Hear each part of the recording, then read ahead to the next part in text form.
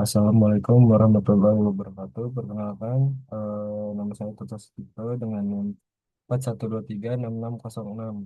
Di sini saya akan mempresentasikan analisis perbandingan type PDF dan Word to Vec untuk klasifikasi emosi pada data Twitter bahasa Indonesia menggunakan SPM.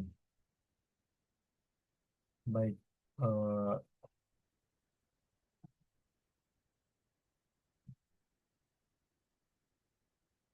latar belakangnya di sini.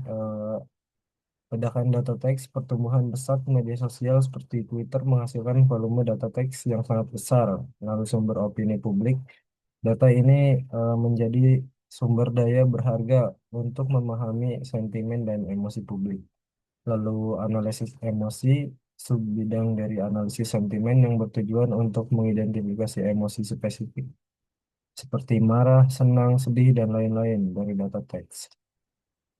Pentingnya ekstraksi fitur, keberhasilan sebuah model klasifikasi teks sangat bergantung pada metode ekstraksi fitur yang digunakan untuk mempresentasikan teks secara numerik. Lalu rumusan masalah dan tujuan penelitiannya, rumusan masalah, bagaimana perbandingan performa antara metode ekstraksi fitur TF-IDF dengan metode modern yang berbasis neural network word to vec dalam tugas klasifikasi emosi multikelas pada data Twitter berbahasa Indonesia. Lalu tujuan penelitian saya menganalisis dan membandingkan akurasi, presisi, recall, dan F1 score dari model klasifikasi emosi yang dibangun menggunakan TF-IDF dan Word2Vec dengan algoritma SPM, yaitu Support Vector Machine. Lalu menentukan metode ekstraksi fitur yang lebih efektif dari kasus ini. Lalu landasan teori dari TF-IDF, eh, yang pertama metode statistik berbasis frekuensi untuk mengukur pentingnya sebuah kata dalam suatu dokumen terhadap sekumpulan dokumen. Lalu frekuensi, seberapa sering sebuah kata muncul dalam suatu dokumen. Lalu inverse dokumen frekuensi mengurangi bobot kata-kata yang sering muncul di semua dokumen. Misal kata yang, di, dan. Lalu hasil matriks vektor dengan bobot tinggi untuk kata-kata yang relevan dan spesifik pada sebuah tweet. Lalu landasan teori untuk word to fact. Metode berbasis prediksi yang menggunakan model neural network untuk mempelajari representasi vektor dari kata-kata word embedding. Prinsip kata-kata yang memiliki makna serupa akan memiliki representasi vektor yang letaknya berdekatan di dalam ruang vektor. Model ini mampu menangkap hubungan kontekstual dan semakin antar kata dan semantik antar kata. Contoh, vektor raja, vektor pria, dan vektor wanita, lalu vektor ratu.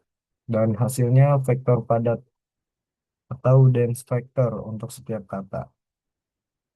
Lalu landasan teori algoritma support vector machine (SVM). Algoritma supervised learning yang kuat untuk tugas klasifikasi. Tujuannya menemukan hyperplane atau pemisah terbaik yang dapat memisahkan data ke dalam kelas-kelas yang berbeda dengan margin jarak semaksimal mungkin. Efektif di ruang berdimensi tinggi seperti data teks yang telah divektorisasi. Sangat cocok untuk digunakan dengan data hasil dari TF-IDF yang bersifat sparse atau banyak nilai nolnya. Lalu metodologi penelitian, eh, pengumpulan data menggunakan dataset yang saya gunakan, Twitter Emosi Dataset yang berbahasa Indonesia. Lalu kedua pemrosesan teks atau text processing, ada scaffolding yaitu mengubah semua huruf menjadi huruf kecil, lalu cleaning, menghapus URL, mention, hashtag, dan karakter non alphanumeric. Lalu tokenizing, memecah kalimat menjadi kata-kata atau token. Stop word, removal, menghapus kata-kata umum yang tidak memiliki makna signifikan. Lalu nomor tiga, pembagian data, eh, yaitu membagi data menjadi 80% data latih dan 20% data uji. Lalu metodologi penelitiannya, oh ini lanjutan yang tadi nomor 4, ekstraksi fitur, menerapkan TF-IDF dan Word2Vec secara terpisah pada data latih. Dan yang kelima, pelatihan model, melatih model SPM dengan masing-masing hasil ekstraksi fitur. Dan yang keenam, menguji performa model pada data uji dan mengevaluasi menggunakan metrik akurasi, presisi, recall, dan advanced score. Lalu dataset yang saya pakai di sini, namanya Twitter Emission Dataset. Jumlah datanya 4.401 tweet berbahasa Indonesia. Lalu jumlah kelasnya ada 5 kelas emosi. Yang pertama marah atau anger, dua senang atau happy, tiga sedih atau sadness, dan empat takut atau fear, dan lima cinta atau love. Lalu di sini alur penelitiannya, eh, yang pertama dari dataset, lalu ke pre-processing yang di dalamnya ada cashfolding, cleaning, tokenisasi, stop word removal, baru itu setelah itu eh, masuk ke fitur ekstraksi. Di sini kan ada dua, ada TF-IDF dan Word2Vec yang akan dibandingkan. Jadi keduanya dibandingkan, lalu eh, masuk ke klasifikasi SPM yaitu algoritmanya, lalu evaluasinya kita eh, akurasi, presisi, recall, dan advanced score. Hasil dan pembahasan antara model TF-IDF dan TF-IDF menggunakan SPM. Hasil ini menunjukkan bahwa model mampu mengklasifikasi emosi dengan benar pada 81% dari total data uji. Nilai presisi recall dan advanced score yang seimbang menandakan performa konsisten di semua kelas. Lalu di sini hasil confusion matrix dari TF-IDF. Confusion matrix menunjukkan detail performa model untuk setiap kelas emosi. Sumbu Y adalah label aktual dan sumbu X adalah label prediksi. Interpretasi angka pada diagonal utama menunjukkan jumlah prediksi yang benar. Angka di luar diagonal menunjukkan kesalahan klasifikasi. Terlihat bahwa model cukup baik dalam membedakan antar kelas, meskipun ada beberapa kebingungan, misalnya antara sedih dan cinta.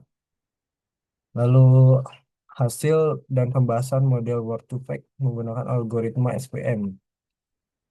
Analisisnya akurasi 39%, tidak jauh lebih baik dari tebakan acak pada 5 kelas atau 20%-nya. Ini menandakan bahwa representasi vektor yang dihasilkan Word2Vec tidak cukup informatif bagi model SPM untuk melakukan klasifikasi yang baik pada dataset ini. Lalu hasil dan pembahasan confusion metric dari Word2Vec. Menurut confusion metric untuk model Word2Vec, interpretasinya angka pada diagonal utama relatif rendah. Terlihat bahwa model sangat kesulitan membedakan kelas-kelas emosi. Banyak sekali yang terjadi kesalahan klasifikasi. Misalnya emosi cinta sering salah diprediksikan sebagai senang. Dan di sini perbandingan langsung antara kedua model menunjukkan perbedaan performa yang sangat signifikan. Kesimpulannya, perbandingan TF-IDF secara jelas mengungguli Word2Vec dari semua metrik evaluasi.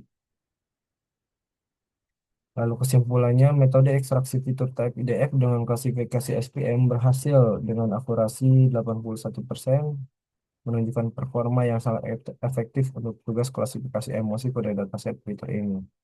Metode Word2Vec hanya mencapai akurasi 39%. Performa rendah ini kemungkinan disebabkan oleh ukuran dataset, Word to Vec membutuhkan dataset yang jauh lebih besar untuk dapat mempelajari representasi semantik kata yang kaya dan akurat. Lalu kecocokan dengan SPM, SPM bekerja sangat baik dengan data berdimensi tinggi dan sparse yang dihasilkan oleh TF-IDF. Untuk dataset dengan ukuran sedang, sekitar 4.400 teks yang relatif pendek atau tweet, TF-IDF terbukti menjadi pilihan yang lebih unggul dan andal dibandingkan Word2Vec. Baik, cukup sekian presentasi yang saya bawakan. Mohon maaf bila ada salah kata. Assalamualaikum warahmatullahi wabarakatuh.